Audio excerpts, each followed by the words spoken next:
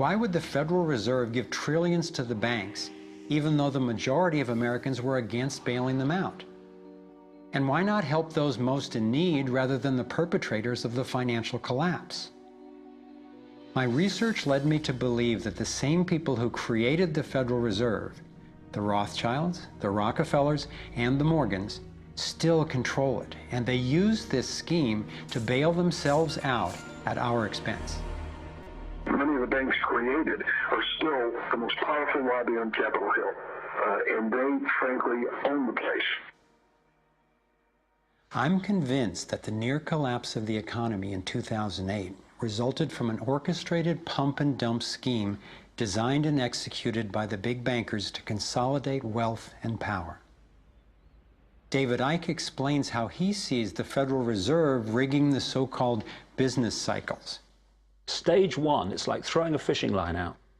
Stage one, you put lots of money, units of exchange, into circulation. You do this by pushing interest rates down, by making lots of loans. This is the part of the cycle we call a boom. Because there's lots of units of exchange in circulation, there's lots of money changing hands. That generates lots of economic activity. That generates jobs. And as more and more money is spent, there's more demand. So companies take out more loans of fresh air money to increase their production. People get confident in their everyday lives. Hey, you know, I work for this company, they've got lots of orders, it's really going great, my job's safe, I tell you what, we can have a bigger house. Then they start to change it. What they do is they pull the fishing line in.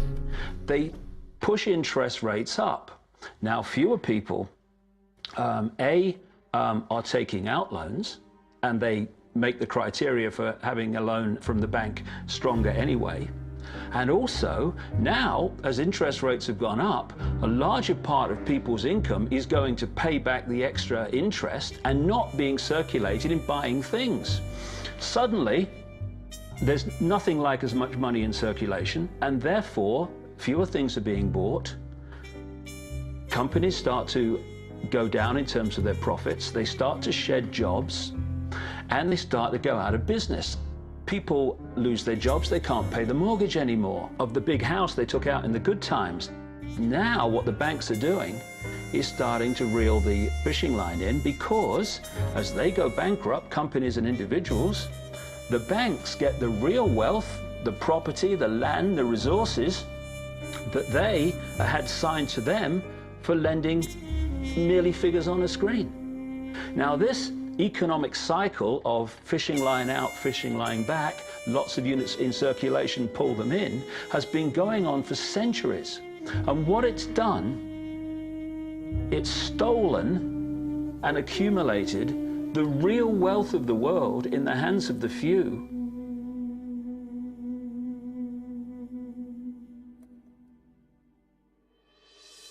At the international level, central bankers use the World Bank and the International Monetary Fund to make more money while exploiting the resources of countries they lend to, bankrupting them in the process. The central bank of central banks is the Rothschild-created Bank for International Settlements. The elite are positioning themselves to control access to virtually everything we need to survive. No matter where you go in the world, the money is controlled by the banking system. They decide if people eat or if they don't eat. Who's a billionaire and who lives on less than $1 a day? He who controls the money controls the world, and a very few control the money.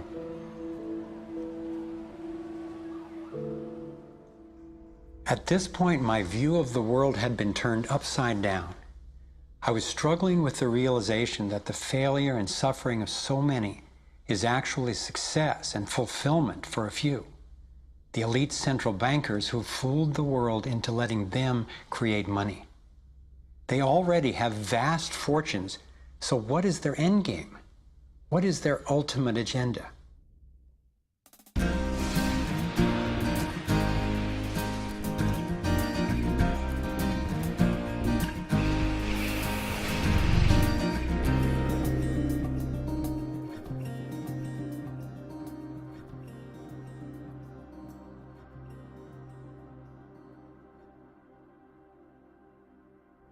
I kept running across compelling evidence and credible experts saying that the secret agenda of the banking elite is nothing less than total global domination.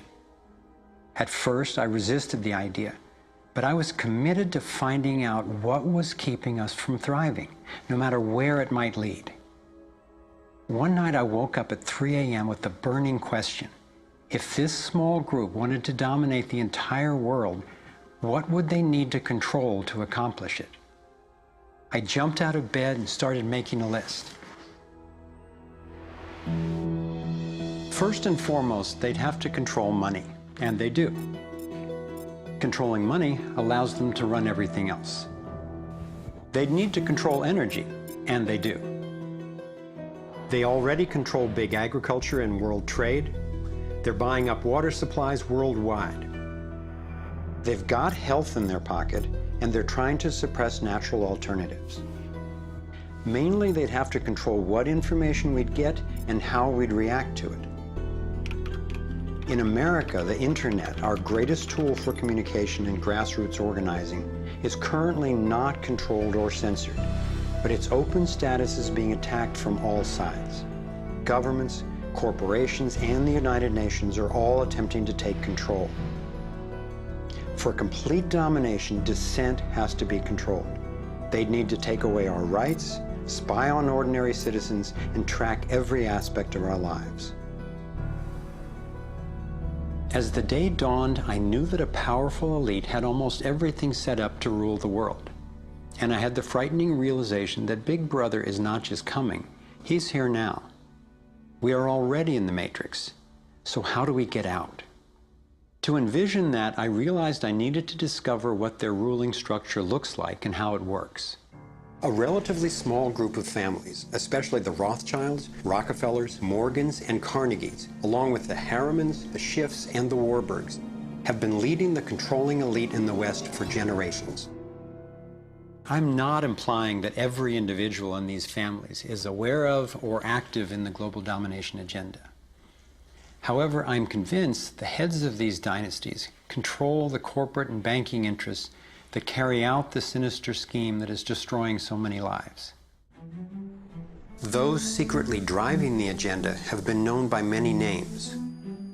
Leaked reports confirm that they meet throughout the world behind closed doors to discuss their agenda. Then, like clockwork, their plans begin to show up in the media, finance, corporate, government, and military arenas. Of course, not everyone involved in these groups is in on the decision-making. There is a hierarchy of knowledge and participation. One of the primary symbols of the controlling elite is the all-seeing eye. It's on the dollar bill. It's on the American mass surveillance system initially called Total Information Awareness. It's on the British intelligence agency MI5. And it even oversees the Supreme Court complex in Israel, designed and funded entirely by the Rothschilds.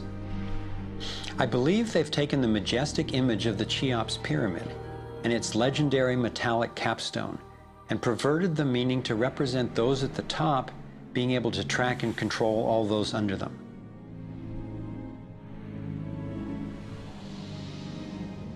One of the painful ways this information has been used is by people who want to promote anti-Semitism. They wrongly call this a Jewish agenda and continue the ongoing racism that undermines and destroys so many lives. Let me be clear, this is definitely not a Jewish agenda.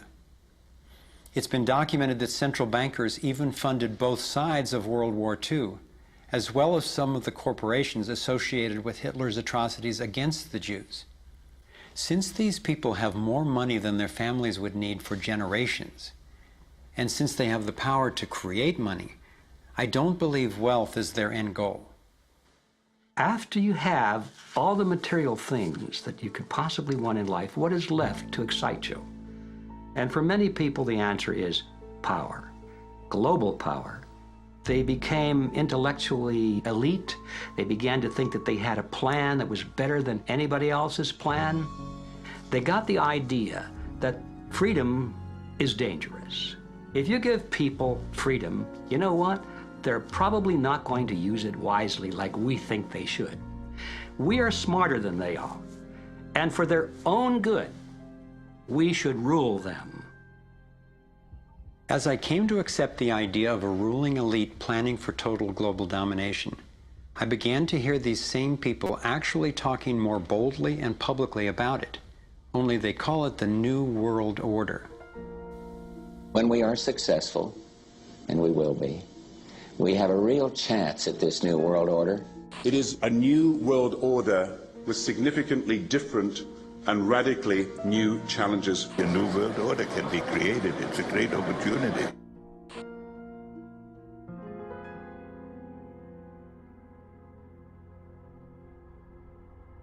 Given the condition of our world, a new world order can sound like a great idea. But I had to distinguish between what I was discovering about global domination, a one-world government run by an elite few, and the reality of our global interconnectedness, which is the realization that at a fundamental and even spiritual level, we are not separate, we are all connected. But the agenda for global domination is really the exact opposite. It's a divide and conquer strategy to keep us all pitted against each other, thinking that it's the Democrats or Republicans, the liberals or conservatives who are the problem, when both parties are ultimately serving the same plan. I believe we're heading toward a totalitarian world authority, actually a military dictatorship, run by a tiny elite who have all the power and make all the rules. If they succeed, there'll be nowhere to run, nowhere to hide. Think about it. The whole notion of conspiracy has been so ridiculed that it's socially challenging just to consider it. And there's always a reasonable sounding story to explain any one incident on its own. I personally used to try to justify how the same people consistently ended up with more money and more control by thinking they must just be taking advantage of the situation, but not actually causing it.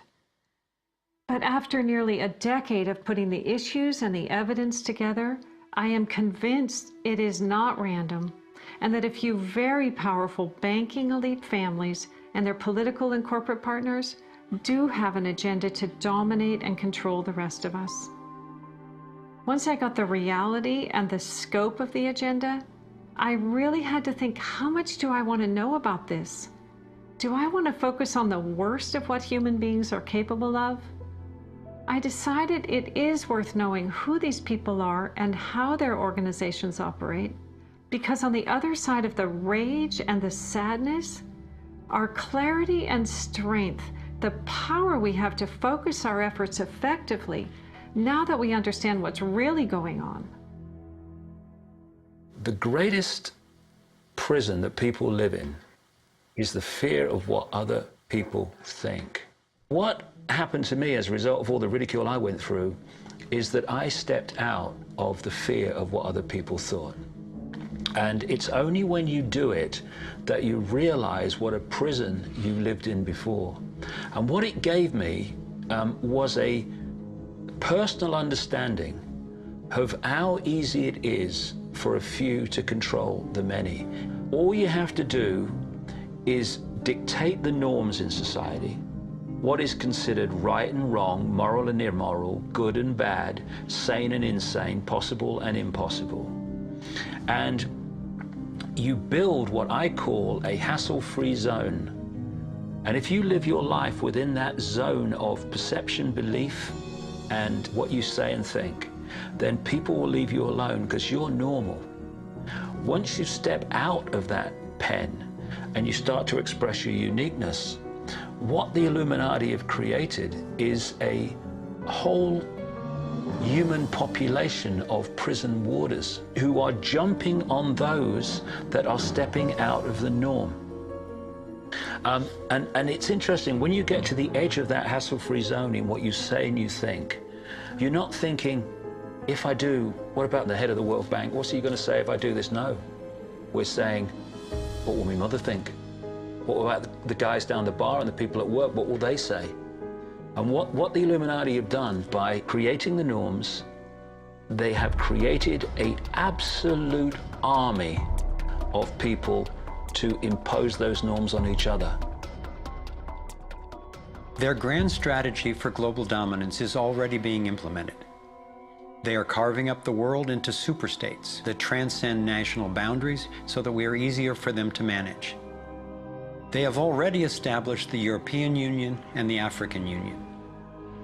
Politicians from the United States, Canada, and Mexico, under the title of the Security and Prosperity Partnership, have been working on the northern part of what could arguably be called plans for an American Union. This has been going on for years without citizen or congressional consent. A Pacific Union is already in process. This is the organizational chart for global tyranny, the structure for complete control. Here are two of the most powerful men in Europe talking about moving to a single world government. It is extremely important that we, in this new ownership of global governance, have, particularly on both sides of the Atlantic, the implementation of the same rules in the same fashion. 2009 is also the first year of global governance, with the establishment of the G20 in the middle of the financial crisis. On the international level, the central banking elite have put huge organizations in place to implement their policies, including the World Trade Organization, the World Health Organization, the World Bank, and the International Monetary Fund. John Perkins is a man who knows from decades of his own experience as a so-called economic hitman how the collusion of banks, corporations, and governments has taken over countries around the world. We use many techniques, but probably the most common is that we'll go to a country that has resources that our corporations covet, like oil, and we'll arrange a huge loan to that country from an organization like the World Bank or one of its sisters, but almost all of the money goes to U.S. corporations, not to the country itself. Corporations like Bechtel and Halliburton, General Motors, General Electric, these types of organizations, and they build huge infrastructure projects in that country, power plants, highways, ports, industrial parks, things that serve the very rich and seldom even reach the poor. In fact, the poor suffer because the loans have to be repaid, and they're huge loans, and the repayment of them means that the poor won't get education, health, and other social services, and the country is left holding a huge debt by intention. We go back, we economic hitmen, to this country and say, look, you owe us a lot of money, you can't repay your debts, so give us a pound of flesh. But as soon as one of these anti-American presidents is elected, one of us goes in and says, hey, congratulations, Mr. President. Now that you're president, I just want to tell you that I can make you very, very rich, you and your family. I've got several $100 million in this pocket. If you play the game our way, if you decide not to, over in this pocket I've got a gun with a bullet with your name on it in case you decide to keep your campaign promises and throw us out. Sell our oil companies your oil real cheap, or vote with us at the next UN vote, or send troops in support of ours to someplace in the world such as Iraq. And in that way we've managed to build a world empire with very few people actually knowing that we've done this. Like many people, I thought a conspiracy for global domination could not really work because basically people are just not that competent. I thought there's no way they could pull off such a scheme at the necessary level of control and secrecy. One of the false hopes is this is all happening because government is incompetent, and it's a giant mistake, and people really don't know. And of course, that's great air cover for the fact that the system really does know where it's going, and it's going where it wants to go, and it's being successful at it. Still, I wondered how could something that is so big and corrupt be kept secret? It's a simple structure, and if it wasn't simple, it wouldn't work. And it can be likened to a compartmentalized pyramid. If you look at any organization today, don't matter whether it's a transnational corporation, a university, a government, a secret society, they're all structured as a pyramid. And as the CIA and other intelligence agencies talk about, they have this need-to-know system. Only let people know as much as they need to make their contribution and no more. So you take a bank, an individual bank, not that there is such a thing. At the bottom, you've got the people you see when you pass your check over the counter in the bank. Now, they don't know what the bank manager behind them knows and is discussing. They only know what they need to know to do their job. The bank manager in the office behind them, he doesn't know or she doesn't know what's happening at the next level, and they don't know what's happening at the next level. And eventually you've got a tiny few people at the peak of the pyramid of that banking structure. They're the only ones that know what the real agenda of the bank is and what the direction is that they're going and why. This kind of compartmentalization explains how the Manhattan Project, which developed the atom bomb in World War II, was kept secret despite having 130,000 people working on it. When I first let in the scale and the intentions of the agenda, I felt like I had the flu for about 2 weeks. But then it dawned on me. Here was this well-planned, well-orchestrated attempt to squelch human potential, and still our brilliance shines through. Even though we've been systematically distracted and repressed, people have come up with innovative, ingenious solutions to a huge number of the problems that we face. It's not our fault that we didn't recognize how organized and intentional this scheme is. It's our challenge. I looked at the kind of world the controlling elite have already given us, and I had to ask, what kind of world would we be living in if they had absolute and complete domination over everyone, everywhere? In this new world order of theirs, a tiny number of people would exercise total control over the lives of everyone through a system of intrusive surveillance, violent suppression of dissent, and debt slavery. Imagine tiny islands of opulence surrounded by a sea of misery, where the mission of the military is to protect the haves from the have-nots. I've come to believe that their endgame is truly ominous, and that they will stop at nothing to continue implementing their plan. As difficult as it may be for Americans to accept, I'm now convinced the agenda of the global elite includes destroying the financial strength and sovereignty of the United States. With its history of free speech and armed revolt, America represents the major hurdle to global consolidation of power.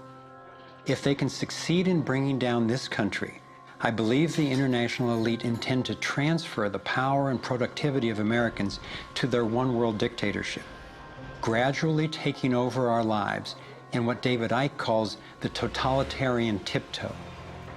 Think about it. They've got us so deep in debt we can never repay it. They're collapsing the dollar, and they're attempting to replace it with a global IMF currency.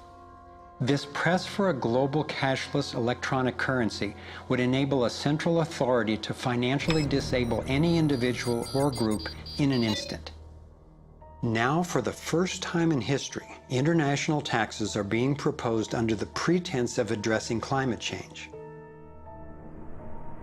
Like a Trojan horse, the suggested treaty unveiled at the 2009 Copenhagen Climate Conference appealed to our concern for the environment while distracting us from the fact that this unprecedented carbon tax would be paid to the World Bank and enforced by global police. There are ways to address our obvious need to curtail pollution without creating a tax base for tyranny. You want to change society in a way that you know that if you do it openly, you know you're going to get an adverse reaction. So you don't do it openly. You play problem, reaction, solution. Stage one, you create a problem. It could be a terrorist bomb, it could be a 9/11, it could be a run on a currency, it could be a stock market collapse, a government collapse. You tell the people your version of A, who did it, and B, why. And at this point, problem, reaction, solution would fall down if we had a media that was in any way related to journalism. Instead, the mainstream media is a public relations office for the official version of events. Turns out President George W. Bush was right about Saddam Hussein hiding weapons of mass destruction. The virtually only way or source of information that the public have about this event is from the mainstream media. And what they're looking at stage two of problem, reaction, solution is the reaction of outrage, of key fear, and they want the public to say to the government, something must be done, this can't go on, what are you going to do about it? And this allows stage 3, which is those who've created the problem, glean that public reaction with a false story, to then openly offer the solutions to the problems they have themselves created. The idea of using tragedy, manufactured or simply utilized, was deeply significant in my finally understanding how far these people will go to achieve their goals. It's a documented fact that we entered the Vietnam War under false pretenses. Former Secretary of Defense Robert McNamara has acknowledged that the attack on a ship in the Gulf of Tonkin didn't actually take place. Our judgment that we've been attacked that day was wrong. It didn't happen.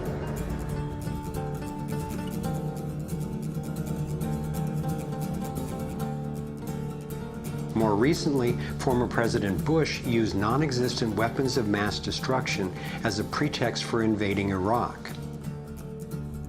Tactics like this are sometimes referred to as false flag operations. An increasing number of people believe that 9/11 was a false flag operation by the global elite in order to set the stage for taking over Middle East oil and dismantling U.S. constitutional protections.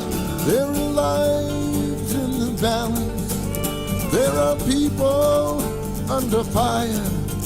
There are children at the cannon. There is blood on the wire. There is blood on the wire. There is blood on the wire. There is. Most of what's needed for a police state is actually already in place. Right now in America, any of us can be imprisoned without warning or due cause, and we can be kidnapped, tortured, and assassinated legally if the government decides what we are doing is a threat to their plan. All they have to do is name us as a suspect in their so-called war on terror. We're being watched more and more.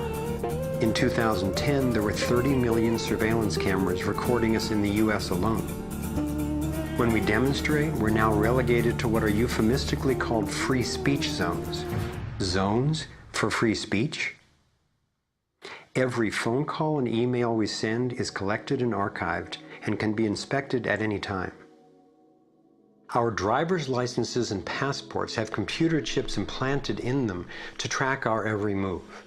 And now hospital patients are getting these same chips implanted under their skin. In fact, it was Procter & Gamble who developed these chips, initially for tracking their products. It's always offered as a way to help, but even an assistant director of Central Intelligence has admitted it's an entry point to getting all of us chipped for better tracking and control. These would-be controllers, through the U.S. Space Command, have outlined a plan called full spectrum dominance. Sophisticated satellite surveillance, as well as directed energy and laser weapons, which are already developed, have the ability to target dissenters anywhere on Earth. I believe they are also trying to ensure they can deal effectively with any resistance. FEMA containment camps and railroad cars with shackles have been recently constructed or refurbished all over the United States for use in what officials call times of pandemic or civil unrest.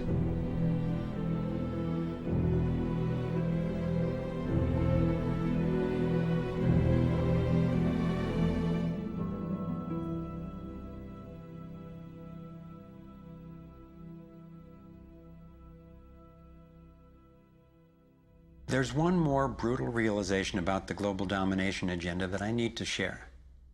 This was a horrible one for me to grasp, but without it, this inquiry would be dangerously incomplete, and our solution strategies would be inadequately informed. In my research, I came across convincing evidence that their plan actually includes the elimination of the majority of the world's population. As sick as it sounds, it makes sense that they would be better positioned to succeed in their quest for absolute control if there are fewer of us to manage.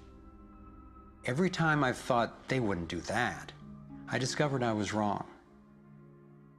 I found startling documentation that eugenics is one of the core pillars of their plan. Eugenics is the practice where some people get to decide who's worthy to breed and who's not.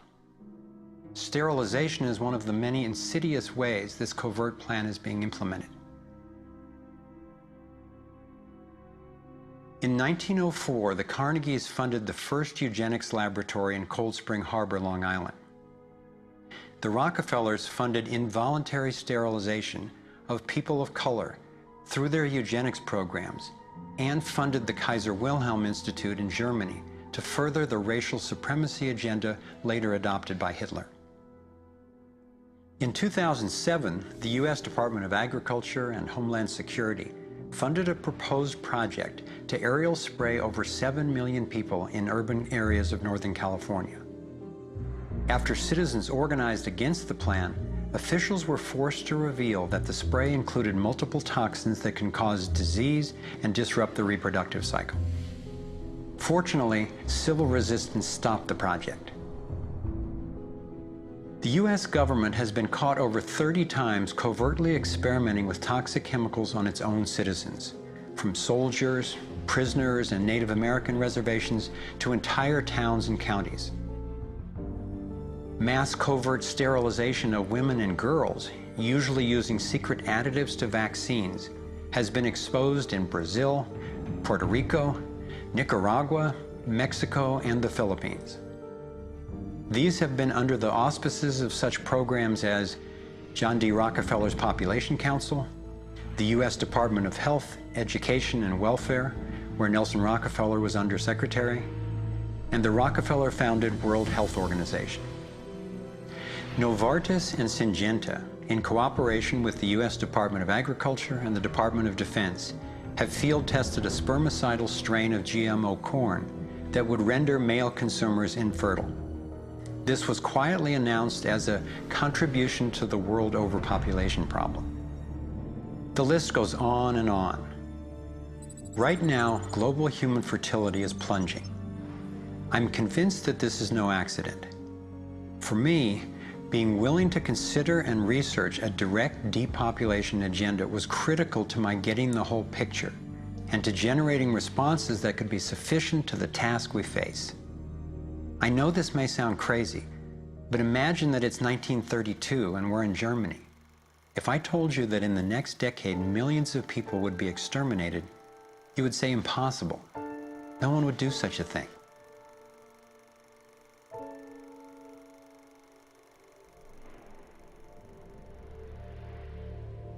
This is what depopulation looks like today. I'm convinced that I'm not overstating the case. Could I be wrong? Perhaps. But what if I'm not?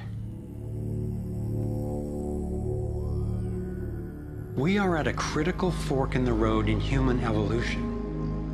One road is leading toward tyranny and possible self-destruction. The other would lead us to a peaceful, healthy civilization based on honoring the rights and freedom of every single person on the planet.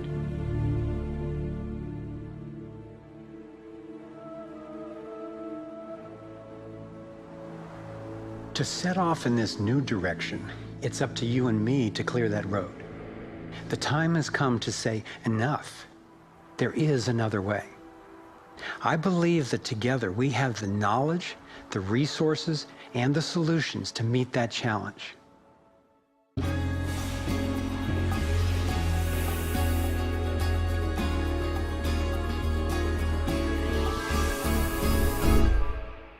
I see this process as nothing less than a struggle for the soul of humanity. It begins with a shift in worldview, answering the question, who are we really? What is human nature? Are we humans what the elite would have us believe? Stupid, greedy creatures who, if left to our own devices, would devolve into violence and chaos, and so for our own good must be ruled over by a self-appointed elite? Or are we naturally caring and creative?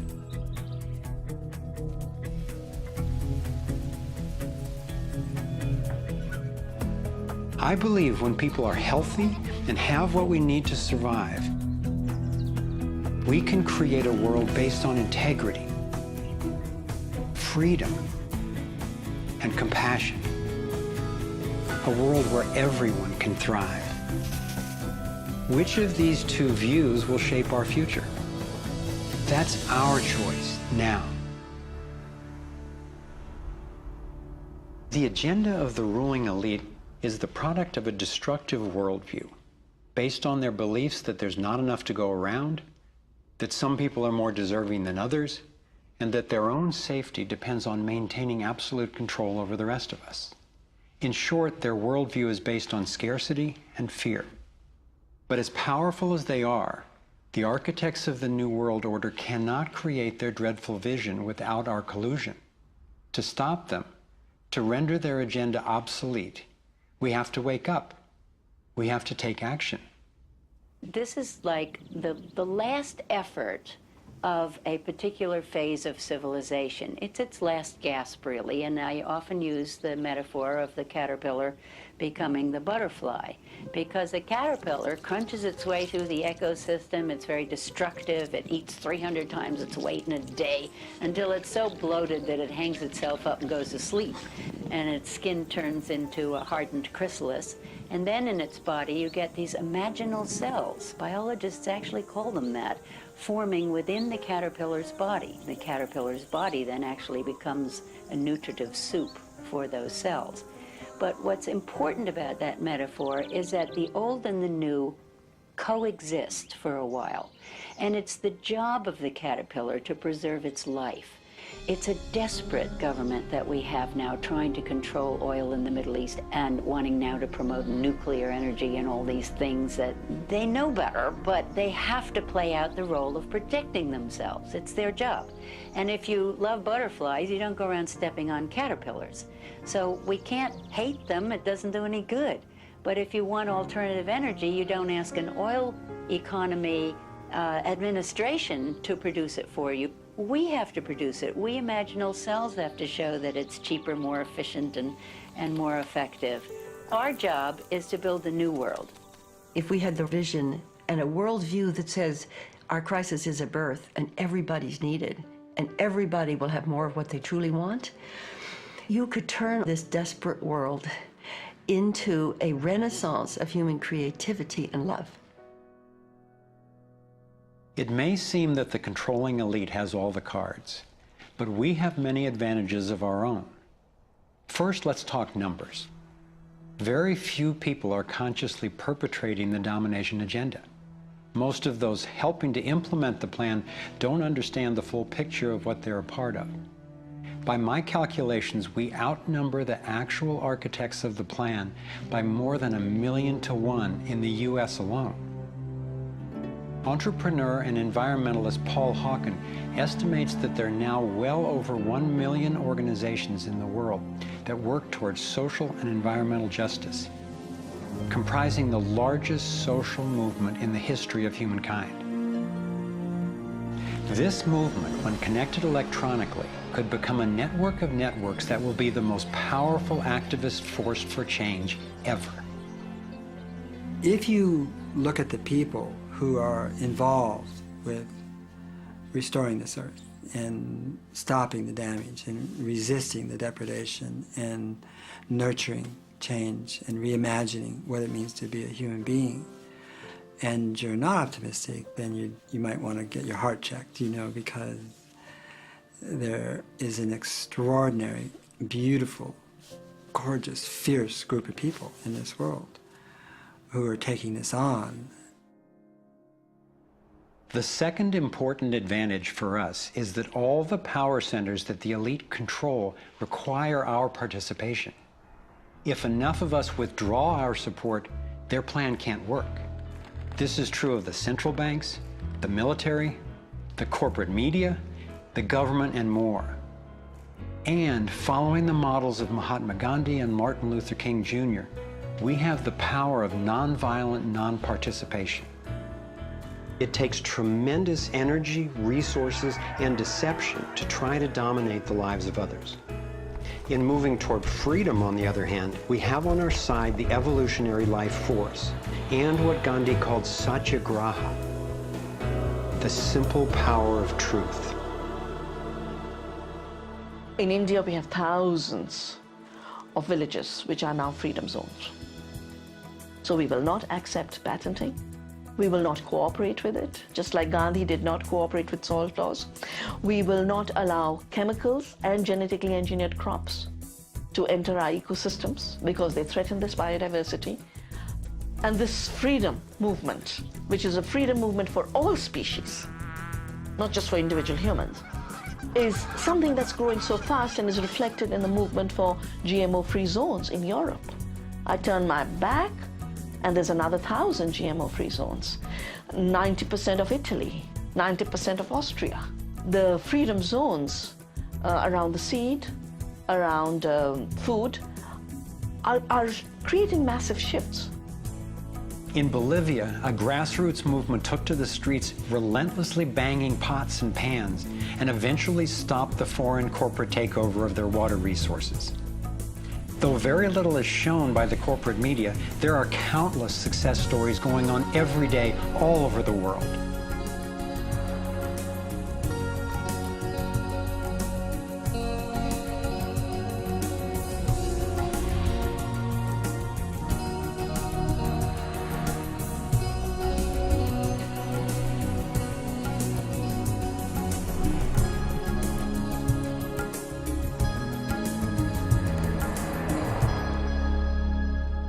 I wasn't willing to make this film until I knew there were responses that are a match for the crisis. And now the power of the internet enables us to share the breadth and the depth of this research. We've spent years creating a vast website, thrivemovement.com, that brings it all together and makes the information and what we can do about it accessible to everyone. Here you have your very own Navigator module to go deeper into the main subjects covered in the film: code, problem, and solutions. You can study strategies and tactics and connect with others to take high-leverage actions.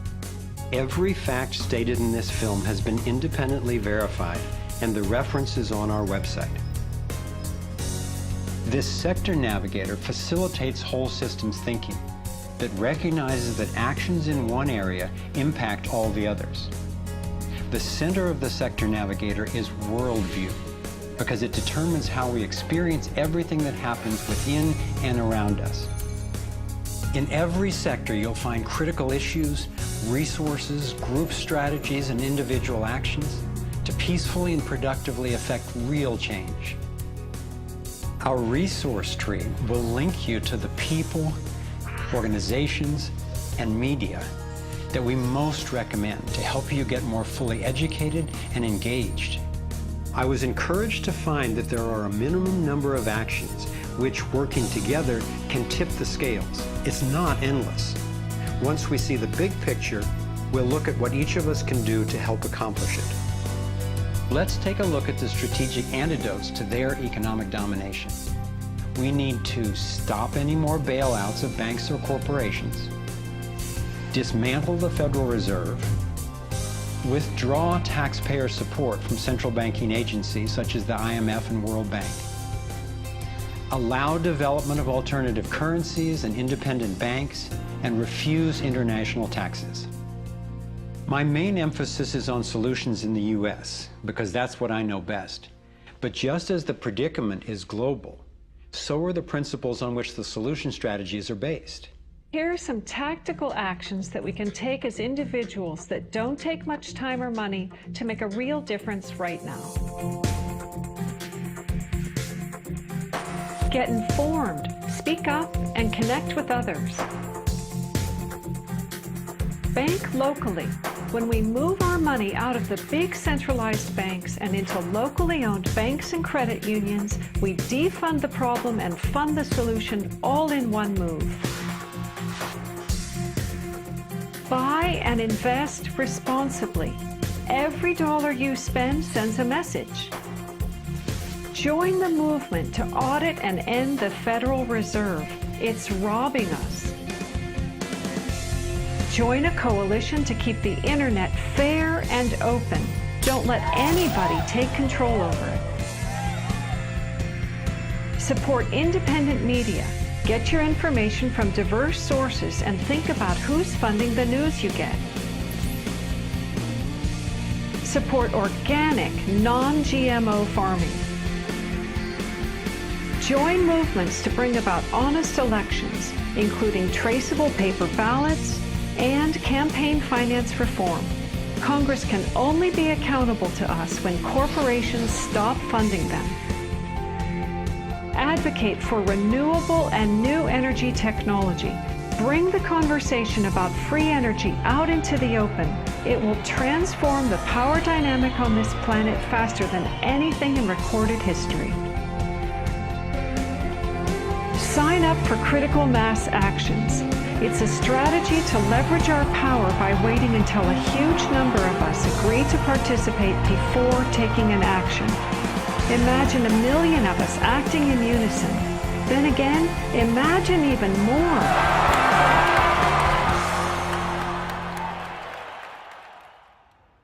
I've been inspired by how many grounded solutions and real-life problem solvers there actually are. Akila Sherrills is one person whose work especially touched me. He helped broker a gang truce between the Crips and Bloods.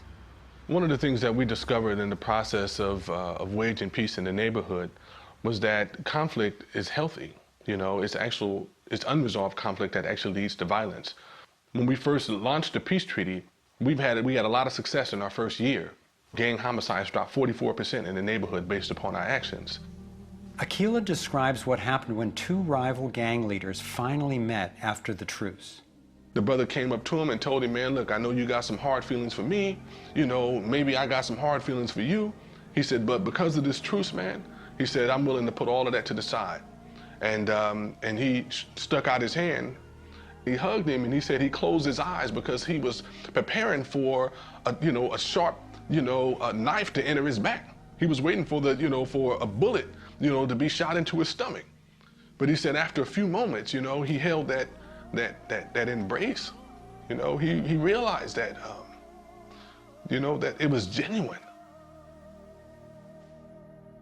I believe that having a clear picture of our potential is as important as uncovering what stands in its way.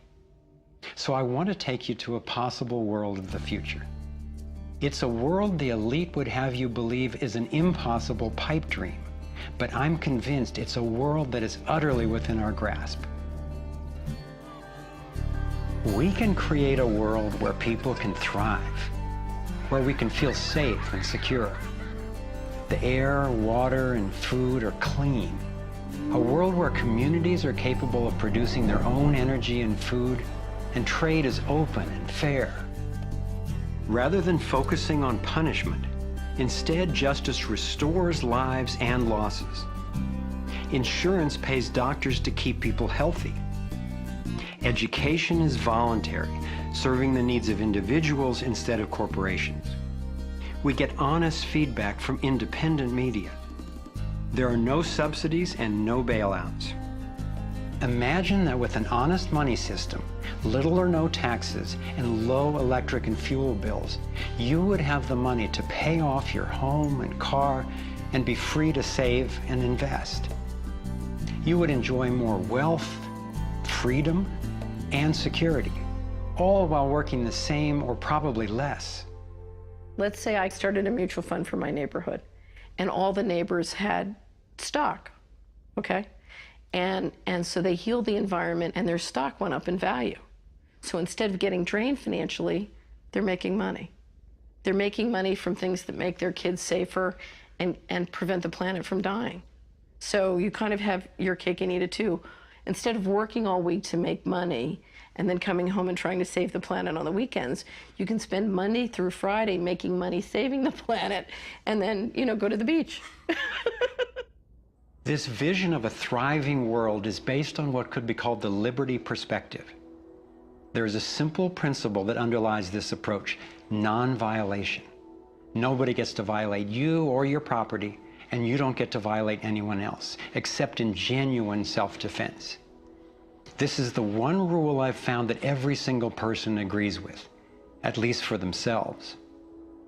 I believe that non-violation is the true north of humanity's moral compass and our core navigating insight. This insight can guide us and protect each and every individual as we set up voluntary, self-sustaining systems. It is a way of living that I can stand for wholeheartedly and without reservation. I've been profoundly influenced by the work of Austrian economist Ludwig von Mises, who developed a whole philosophy and economic system based on the core ethic of non-aggression. Motivated by having witnessed the ravages of communism and fascism in Europe, he committed his life to finding a just way. He recognized that those systems, as well as socialism and even democracy, wrongly assume the rights of the collective, or the group, to be more important than those of the individual. I had always gone along with the view that more people will thrive if we consider the group's needs above the individual's. But when I took a closer look, I found it doesn't really work that way. In the name of what's best for the group, governments have been responsible for most of the war, death, and destruction on the planet. More than 200 million individuals were killed in the 20th century alone. So how would applying the principle of non-violation change this dynamic? It would take us from incremental change of a fundamentally flawed system to a complete transformation where not just some, or even the majority, but everyone could truly have the opportunity to thrive. In order to implement the principle of non-violation, it makes sense to me to honestly re-examine our past, because it doesn't work to try to build a healthy living system on top of an unhealthy one. We have to go back to the most fundamental acts of injustice upon which the country was founded, in the seizure of the lands of the people and the slaughter of their women and children, in the rendering destitute most of the remnants of these people, is such a grievous wrong that we believe that we have to deal with that, to come to grips with that in a fundamental way.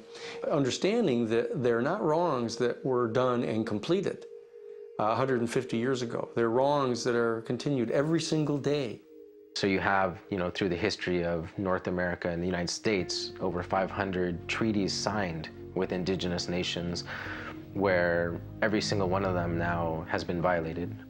You have, in fact, a tremendous amount of wealth having been generated from indigenous people's lands and resources, and billions of dollars every year still being generated by corporations and European nations based on the continued exploitation of indigenous people's lands and resources. If we didn't have large corporations, if we didn't have Western governments defining how you and I were to relate to each other, living here in North America now together, how would we relate to one another? How would we make it different? It's going to take time and courageous effort to shift the consciousness and accomplish the tasks that will move us toward the world I'm talking about. And yet I know of no greater gift that we could give to future generations. We can't do everything at once. I envision 3 overlapping stages of the solutions process. In stage 1, we bring as much integrity as possible to our current systems. If we cut the US military budget in half, it would still roughly equal the defense spending of the entire rest of the world. Between that and getting rid of the Federal Reserve, over $1 trillion a year would be freed, enough to feed everyone on our planet, deal with social issues, and heal our environment. Many people believe that widespread starvation and poverty are inevitable, but compared to war, eliminating poverty and restoring the environment are cheap.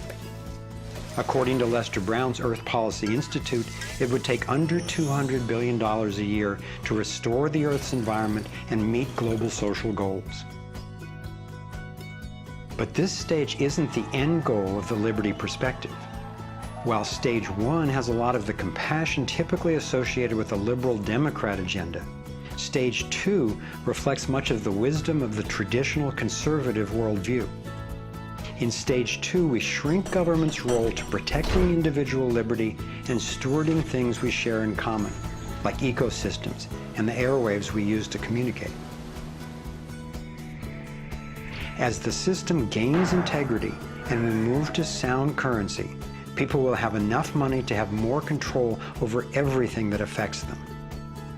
Stage 3 grows out of the increasing freedom that people gain in stages 1 and 2, as they have more money and more time. There is no involuntary tax and therefore no involuntary governance. There's no monopoly on force. There are rules, but no rulers. Rigorously protecting individual rights turns out to be key for honoring our interdependence. We can be distinct and unified at the same time. As utopian as this can sound at first, I've been thrilled to see how much practical thinking has been done to deal with tough issues like healthcare, crime, and education.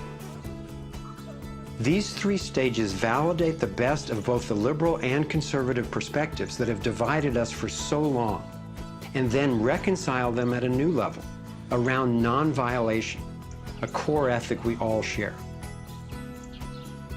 Stage 3 honors human incentive and finally includes the rights of not just many, not just most, but everyone. The Torus provides a template for a society based on integrity and wholeness. It conserves what's working. It has built-in feedback so it can self-correct and innovate to maintain balance. We can apply these and other features of the torus dynamic to our human social systems.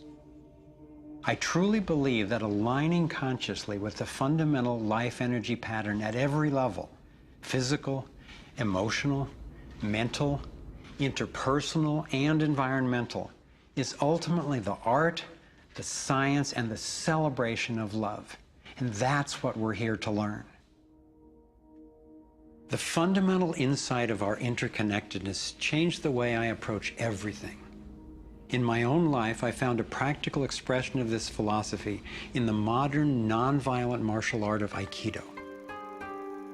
It offers powerful guidance on how to respond effectively and non-aggressively to the global domination agenda. Morihei Ueshiba, its founder, taught that to practice Aikido, one must mimic the movements of atoms and galaxies. Just as free energy technology blends with the toroidal pattern to access unlimited power, Aikido, the way of harmony, blends with the energy of an attacker, redirecting it to peaceful resolution.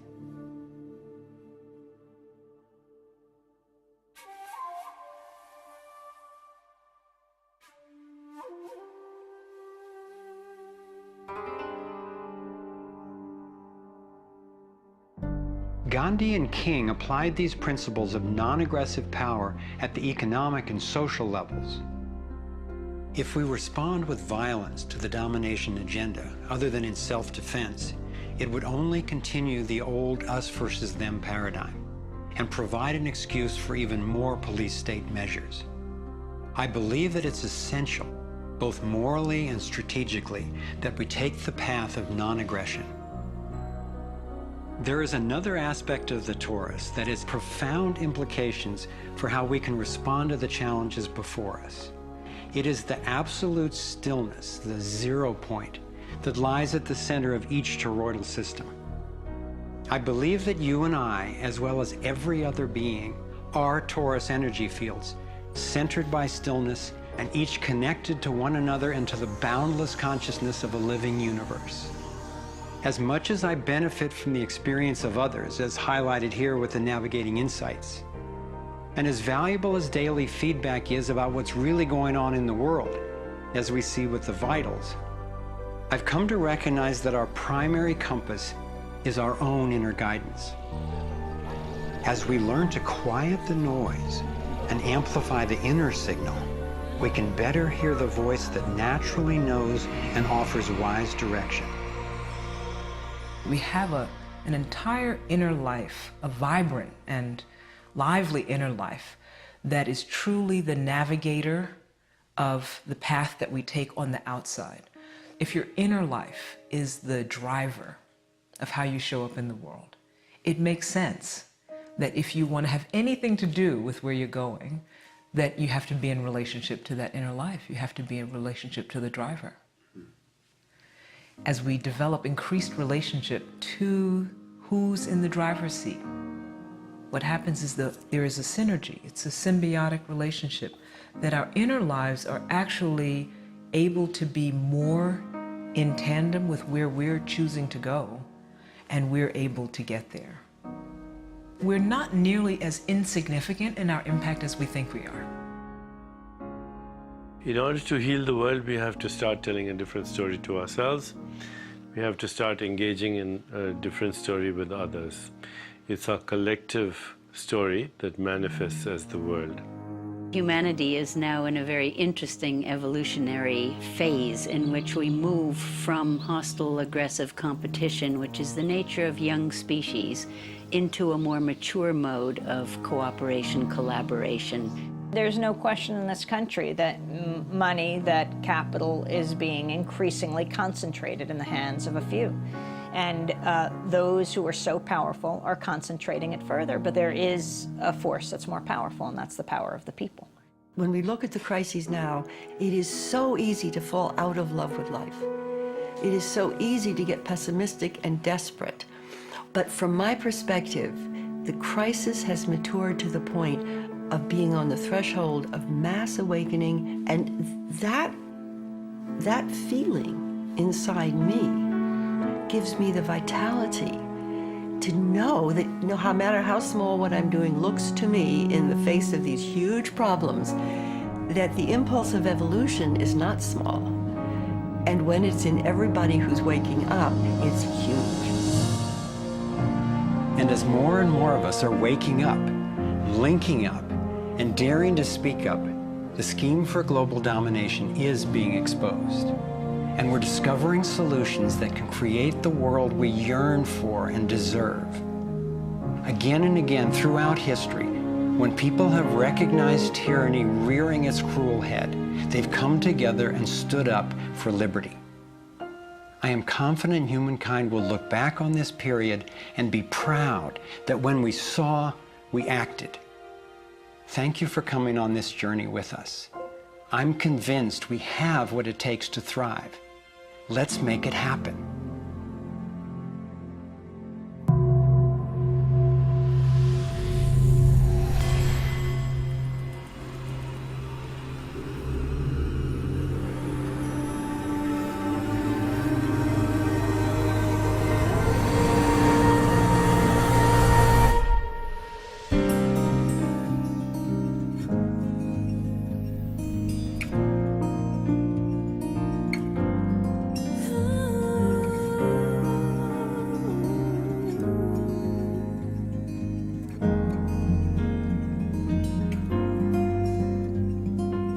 Cycles repeating, the earth is speaking, saying time has come. Wake up from this nightmare of life. So many shattered lives reaching out, crying, crying out for freedom, crying out for love. Carried by the current, till we stand side by side on the brink of a brand new dawn. We come together while the waters rise. There's a stirring deep inside, deep inside. We come together to stand up for our lives. What on earth does it take to thrive? While we've been sleeping, hearts were beating so much closer than we ever knew. Beneath the noise, there is an inner voice whispering, clear and true. The veils are finally lifting, our ways becoming clear. There's a dream without a limit, and a vision so strong, every person knows they belong. Come together while the waters rise. There's a stirring deep inside, deep inside. We come together to stand up for our lives. What on earth does it take to thrive? Come together while the waters rise.